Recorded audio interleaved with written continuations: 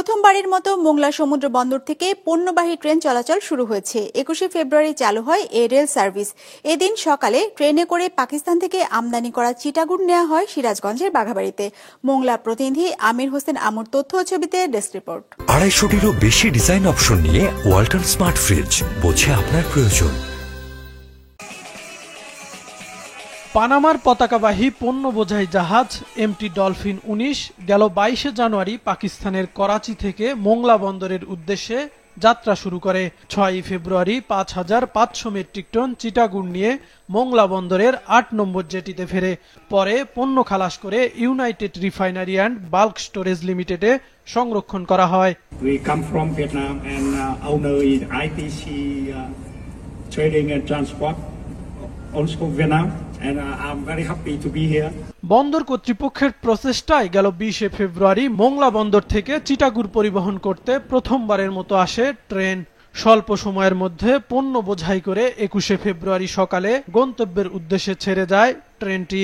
যে কোনো আমদানি হলে বা রপ্তানি হলে আমাদের পোর্টে কার্যক্রম বেড়ে যায়। পোর্টের আমরা ডিউজ পাই, বিভিন্ন এই যে আমাদের ডেভেলপমেন্ট হয়, আমাদের পোর্টের ইনকাম বেড়ে যায়, সেটা পোর্টের জন্য একটা বাড়তি পাওনা।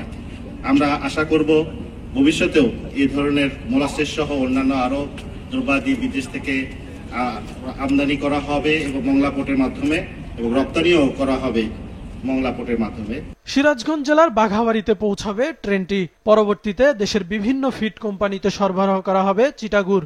এদিকে ট্রেন চালু হয় সাশ্রয় হবে পণ্য পরিবহন মনে করছেন ব্যবসায়ীরা। ভারত চিটাগুড়ের উপরে হঠাৎ করে 50% রপ্তানি শুল্ক আরোপ করেছে।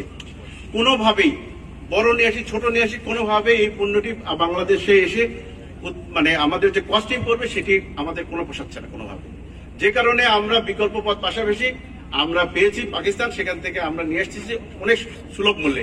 ট্রেন চালু হওয়ার মধ্য দিয়ে আমদানি ও রপ্তানি বাণিজ্যে মোংলা বন্দর সম্ভাবনার নতুন দুয়ার খুলেছে বলে মনে করছেন সংশ্লিষ্টরা। কাউসার আহমেদ, বিজনেস রিপোর্ট, মাছরাঙা টেলিভিশন।